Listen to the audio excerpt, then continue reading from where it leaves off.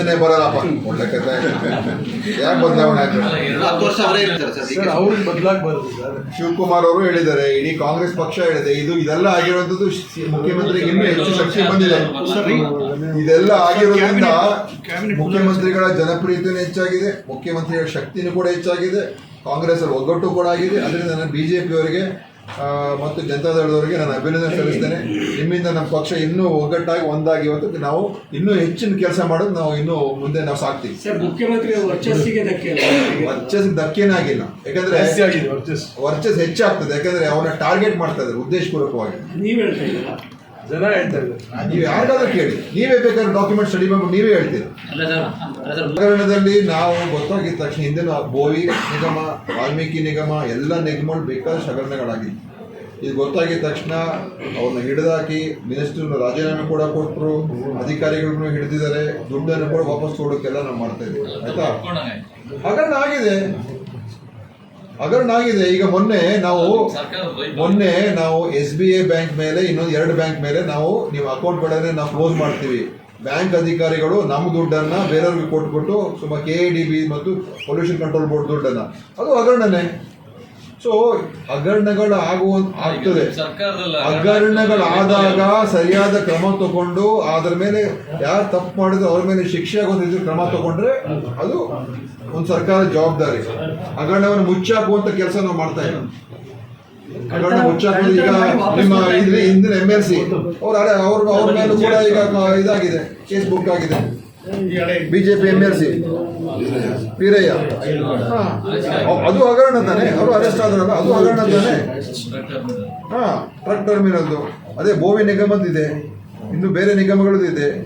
So ಅದೆಲ್ಲ ಈಗ ತನಿಖೆಗಳು ಮಾಡ್ತಾ ಇದ್ದಾರೆ. ಯಾರು ತಪ್ಪು ಮಾಡೋ ಅವ್ರನ್ನ ಕ್ರಮ ತಗೊಳ್ತೀವಿ.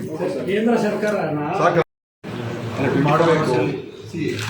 ಅದು ಇನ್ಸ್ಪೆಕ್ಟರ್ ಅಂತ ಹೇಳಿದ್ರೆ ಅವ್ರ ಮೇಲೆ ತನಿಖೆಯಾಗಿ ಅವರು ತಪ್ಪು ಮಾಡಿದರೆ ಅಂತ ನಮಗೆ ಕಂಡು ಬಂದಿದೆ ಅಂತ ಪೊಲೀಸ್ ಇನ್ವೆಸ್ಟಿಗೇಟಿವ್ ಒಂದು ಲೋಕಾಯುಕ್ತ ಪೊಲೀಸ್ ಅವರು ಒಂದು ರಿಪೋರ್ಟ್ ಸಮೇತ ಗೌರ್ನರ್ ಕೊಟ್ಟಾಗ ಅದು ಪಬ್ಲಿಕ್ ಡಾಕ್ಯುಮೆಂಟು ಅಲ್ವಾ? ತನಿಖೆ ಮಾಡಿದ್ದೀವಿ, ಇವರು ಇದರಲ್ಲಿ ತಪ್ಪಿತಸ್ಥರು ಅಂತ ನಮಗೆ ಕಂಡು ಬಂದಿದೆ, ಅದಕ್ಕೆ ನಮಗೆ ಪರ್ಮಿಷನ್ ಕೊಡಿ ಅಂತ ಕೇಳೋದು ಅದು ಪಬ್ಲಿಕ್ ಅಥಾರಿಟಿ ಹೇಳ್ತಾ ಇರುವಂಥದ್ದು. ಅದಕ್ಕೆ ಒಂದು ಮಾನ್ಯತೆ ಇದೆ. ಸುಮ್ಮನೆ ಏನೋ ಅವ್ರು ಬರೆಯೋಕ್ಕಾಗಲ್ಲ, ಹುಚ್ಚುಚ್ಚಾಗ್ನವರು ಎಲ್ಲ ಏನೋ ಬರೆಯೋಕ್ಕಾಗಲ್ಲ ಪೊಲೀಸ್ ಅಧಿಕಾರಿಗಳು. ಸೊ ಅದಕ್ಕೆ ನೀವು ಅದಕ್ಕೇನೆ ಗೌರವ ಕೊಟ್ಟಿಲ್ಲ ರಾಜ್ಯಪಾಲರು, ಅದಕ್ಕೇನೆ ಮಾನ್ಯತೆ ಕೊಟ್ಟಿಲ್ಲ. ನಾನು ಒಪ್ಪೋದಿಲ್ಲ, ಅದಕ್ಕೂ ಇದಕ್ಕೆ ಸಂಬಂಧ ಇಲ್ಲ ಅಂತ ಹೇಳಿಕೆಗಳು ಕೂಡ ಕೊಡಬಾರ್ದು. ಯಾರೋ ಕೊಟ್ಟಿದ್ದಾರೆ ಸರಿ ಇಲ್ಲ, ಆ ಥರ ಕೊಡಬಾರ್ದು. ಆ ಥರನೇ ಯಾರೋ ಸುಮ್ಮನೆ ಏನೋ ಅವರು ಭಾಳ ಉತ್ಸಾಹದಿಂದ ಕೊಟ್ಬಿಡ್ತಾರೆ, ಅದೆಲ್ಲ ಆಗಬಾರ್ದು. ರಾಜ್ಯಪಾಲರ ಬಗ್ಗೆ ನಮ್ಗೆ ಅಸಮಾಧಾನ ಇದೆ. ರಾಜ್ಯಪಾಲರ ನಡವಳಿಕೆ ಖಂಡಿತವಾಗಿ ಖಂಡನೀಯ, ಅದರ ಬಗ್ಗೆ ಎರಡು ಮಾತಿಲ್ಲ. ಸುಮ್ಮನೆ ಈಗ ಏನೇನೋ ಹೊಸದಾಗಿ ಹುಡುಕಿ ಏನೇನೋ ಮಾಡ್ತಾರೆ. ಸಿದ್ದರಾಮಯ್ಯ ಅವರು CM ಆಗಿದ್ದಾಗ ತೀರ್ಮಾನ ಆಗಬಾರ್ದು ಅಂತ ಹೇಳ್ಬಿಟ್ರು ಅವರು. ನಾನು CM ಆಗಿದ್ದೀನಿ, ನಾನು CM ಆಗಿರುವವರೆಗೂ ಇದು ತೀರ್ಮಾನ ತಗೋಬೇಕಿದ್ದೆ, ಅವತ್ತೇ ಮಾಡ್ಕೋಬೋದಾಗಿತ್ತಲ್ಲ. ಅದು ಅಧಿಕಾರ ದುರುಪಯೋಗ ಅಂತ ಅವಾಗ ಹೇಳ್ಬೋದಾಗಿತ್ತು. ಅವರೇ ಮುಖ್ಯಮಂತ್ರಿಯಾಗಿ ಅವರೇ ಇದರಲ್ಲಿದ್ದಾಗ ಅವರು ಈ ಕಾಲದಲ್ಲಿ ಅವರೇ ಹೇಳ್ಬಿಟ್ರು ಇದನ್ನ ನಾಯಿರೋರ್ಗು ಏನು ಮಾಡೋದು ಬೇಡ ಅಂತ.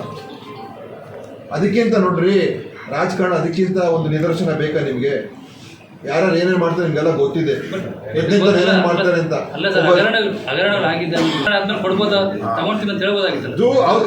ಅದು ಬೇರೆ ವಿಷಯ, ಅದು ನೀವು ಹೇಳ್ತಾ ಇರೋದು ಬೇರೆ ವಿಷಯ. ಬಟ್ ನಾನು ತಪ್ಪೇ ಮಾಡಿಲ್ಲ ಅಂತ ಇದ್ದಾಗ ನಾನೇ ಬಿಟ್ಕೊಡ್ಬೇಕು? ನೀವು ಬಿಟ್ಕೊಡ್ತೀರಾ? 1 ಸೆಂಟ್ ಜಾಗ ಬಿಟ್ಕೊಡ್ತೀರಾ? ನೀವು ಬಿಟ್ಕೊಡ್ತೀರಾ ಹೇಳಿ? ಅದಕ್ಕೋಸ್ಕರ ಆ ವಿಷಯ ಬೇರೆ. ಭ್ರಷ್ಟಾಚಾರ ಮಾಡಿದ್ದಾರೆ, ತಪ್ಪು ಮಾಡಿದ್ದಾರೆ, ಇವರು ಅಧಿಕಾರ ದುರುಪಯೋಗ ಪಡಿಸ್ಕೊಂಡಿದ್ದಾರೆ, ನೀವು ಆ ವಿಚಾರ ಮಾತಾಡಿ. ನೀವೇನೋ ಬೇರೆ ವಿಚಾರ ಮಾತಾಡಿದ್ರೆ 1 ಸೆಂಟ್ ಬಿಟ್ಕೊಡೋದಿಲ್ಲ ಇಲ್ಲಿ. ಅವರು ಅಷ್ಟು ವರ್ಷ ಬೇಕಾದ್ರೆ 5 ವರ್ಷ CM ಆಗಿದ್ದಾಗ ಕೂಡ ತೀರ್ಮಾನ ಮಾಡಲಿಲ್ಲ. ಅವ್ರಿಗೇನು ಆಗ್ತಾ ಇರಲಿಲ್ಲ ತಾನೆ. ಭೂಮಿ ತಗೋಬೇಕು, ನಾನು ಲಪ್ಟಾಯಿಸ್ಬೇಕು, ಅಥವಾ ನಾನು ತಗೊಂಡ್ಬಿಡ್ಬೇಕು, ನಾನು ಅಧಿಕಾರ ಇದ್ದಾಗಲೇ ಮಾಡ್ಕೊಂಡ್ಬಿಡೋಣ. ನೀವೊಬ್ಬರು ಅಪ್ರಿಷಿಯೇಟ್ ಮಾಡಲ್ಲ ಅದನ್ನ. ನೀವು ಒಳ್ಳೇದು ಮಾಡಿದ್ದನ್ನಂತೂ ನೋಡೋದಿಲ್ಲ. ಎಲ್ಲಿ ಏನು ಇದರಲ್ಲಿ ಏನು ತಪ್ಪು ಮಾಡಿರ್ಬೋದು ಅದು ನೋಡ್ತೀರಾ. ಈ ಥರದ ತೀರ್ಮಾನ ಯಾರು ಮಾಡ್ತಾರೆ ಹೇಳಿ? ಅಂದ್ರೆ ರಾಜ್ಯಪಾಲರಿಗೆ ಭದ್ರತೆ ಹೇಳ್ತಾ ಇದ್ದಾರೆ. ಅದು ರಾಜ್ಯಪಾಲರ ನಡವಳಿಕೆ ಅತ್ಯಂತ ಖಂಡನೀಯ. ಯಾಕೆಂದ್ರೆ ಒಂದು ಚುನಾಯಿತ ಸರ್ಕಾರ, ಒಬ್ಬ ಜನನಾಯಕ ಮತ್ತು ಒಬ್ಬ ಯಾರು ತಪ್ಪು ಮಾಡದೇ ಇರುವಂಥ ವ್ಯಕ್ತಿ ಮೇಲೆ ನೀವು ರಾಜ್ಯದ ಒಬ್ಬ ಮುಖಂಡ, ನೀವು ರಾಜ್ಯದಲ್ಲಿ ಒಳ್ಳೆ ಸರ್ಕಾರ ನಡೀಬೇಕು ಅಂತ ನೋಡ್ಕೊಳ್ತಿರೋ ಜವಾಬ್ದಾರಿ ರಾಜ್ಯಪಾಲರಿಗೆ ಇರ್ತದೆ. ಅವರೇ ಈ ಷಡ್ಯಂತ್ರದಲ್ಲಿ ಶಾಮೀಲಾದರೆ, ಅವರೇ ಈ ಸರ್ಕಾರದ ವ್ಯವಸ್ಥೆಯನ್ನು ಹಾಳು ಮಾಡೋದಕ್ಕೆ ಅವ್ರು ಕೈ ಹಾಕಿದ್ರೆ ಅದಕ್ಕೆ ನಾವು ಸುಮ್ಮನೆ ಕೂತ್ಕೋಬೇಕಾ? ಈ ರಾಜ್ಯದ ಹಿತದೃಷ್ಟಿಯಿಂದ ಅದು ಒಳ್ಳೇದಲ್ಲ. ಯಾಕೆಂದರೆ ರಾಜ್ಯ ಆಡಳಿತ ವ್ಯವಸ್ಥೆ ಹಾಳು ಮಾಡೋದಕ್ಕೆ ಇದೆಲ್ಲ ಆಗ್ತಾ ಇದೆ. ಇವರು ರಾಜ್ಯಪಾಲರ ನಡೆಯಿಂದ ರಾಜ್ಯದ ಆಡಳಿತ ವ್ಯವಸ್ಥೆ ಮೇಲೆ ಅದು ಪರಿಣಾಮ ಬೀರಿದೆ. ರಾಜ್ಯದ ಅಭಿವೃದ್ಧಿ ಕೆಲಸಗಳಿಗೆ ಪರಿಣಾಮ ಬೀರುತ್ತದೆ. ರಾಜ್ಯ ಸರ್ಕಾರ ಅಸ್ಥಿರಗೊಳಿಸ್ತಕ್ಕಂಥ ಕೆಲಸ ರಾಜ್ಯಪಾಲರು ಮಾಡ್ತಾ ಇದ್ದಾರೆ. ಸೊ ರಾಜ್ಯಪಾಲರ ಜವಾಬ್ದಾರಿ ರಾಜ್ಯದಲ್ಲಿ ಚೆನ್ನಾಗಿ ನಡಿಬೇಕು ಅಂತ ಇದೇ ತಾನೆ ಅವ್ರು ಕಾನ್ಸ್ಟಿಟ್ಯೂಷನ್ ಹೆಡ್ ತಾನೆ. ಕಾನ್ಸ್ಟಿಟ್ಯೂಷನ್ ಹೆಡ್ಡೇ ನಮ್ಮ ರಾಜ್ಯದ ಮೇಲೆ ಅವರು ಈ ರೀತಿಯಾದಂಥ ಷಡ್ಯಂತ್ರದಲ್ಲಿ ಶಾಮೀಲಾಗಿ ಈ ಕೆಲಸಗಳು ಮಾಡಿದ್ರೆ ನೀವು ಸುಮ್ಮನೆ ಕೂತ್ಕೋಬೇಕಾ? ಇದು ಕರ್ನಾಟಕದ ಜನತೆಯ ಮೇಲೆ ಮಾಡಿರ್ತಕ್ಕಂಥ ದಾಳಿ, ಇದು ಒಂದು ಚುನಾಯಿತ ಸರ್ಕಾರದಲ್ಲಿ ಮಾಡಿರ್ತಕ್ಕಂಥ ದಾಳಿ. ಅದೇ ನಾವು ಖಂಡಿಸಬಾರ್ದಾ? ಹೇಳ್ತಾರೆ ಸುಮ್ಮನೆ. ಈಗ ಯಾರು ಅಂತ ಯಾರಿಗೂ ಗೊತ್ತೇ ಬಿಜೆಪಿ ಅವರು ದೂರು ಕೊಟ್ಟಿದ್ದಾರೆ ಸರ್. ಕೊಡ್ಲಿ ಬಿಡ್ರಿ, ಬಿಜೆಪಿ ಅವ್ರು ದೂರು ಕೊಡ್ತೀವಿ. ಇದೆಲ್ಲ ಸ್ಟ್ರಾಟಜಿ ಅವ್ರಿಗೇನು, ಎಲ್ಲ ಏಜೆನ್ಸೀಸ್ನ ದುರುಪಯೋಗ ಪಡಿಸ್ಕೊಳ್ಳೋದು, ಎಲ್ಲ ಯೂಸ್ ಮಾಡೋದು, ಕೆಟ್ಟ ಹೆಸರು ತರಬೇಕು, ಆಡಳಿತ ವ್ಯವಸ್ಥೆ ವೈಫಲ್ಯ ಆಗಬೇಕು, ಕೆಲಸ ಕಾರ್ಯಗಳು ಆಗಬಾರ್ದು, ಜನರಿಗೆ ತೊಂದರೆ ಆಗಬೇಕು, ಸ್ಕೀಮ್ಸ್ ಇಂಪ್ಲಿಮೆಂಟ್ ಆಗಬಾರ್ದು, ಡೆವಲಪ್ಮೆಂಟ್ ಆಗಬಾರ್ದು. ಯಾಕಂದರೆ ಅವ್ರ ಅಧಿಕಾರದಲ್ಲಿ ಇಲ್ಲ.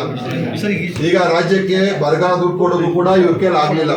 ಬಿಜೆಪಿಗೆ ಫೈನಾನ್ಸ್ ಕಮಿಷನ್ ಆಯೋಗದ ಅನ್ಯಾಯ ಇದೆ. ಬರಗಾಲ ದುಡ್ಡನ್ನು ತಗೊಳ್ಳೋದಕ್ಕೆ ನಾವು ಕೋರ್ಟಿಂದ ತಗೊಳ್ಳೋದಂಥ ಪರಿಸ್ಥಿತಿ ರಾಜ್ಯಕ್ಕೆ ಬಂದಿರುವಂಥದ್ದು. ಸೊ ಇವರಿಂದ ಏನು ನಾವು ಕಲಿಬೇಕು ಹೇಳಿ? ಸರ್, ಕೊರೋನಾ ಟೈಮಲ್ಲಿ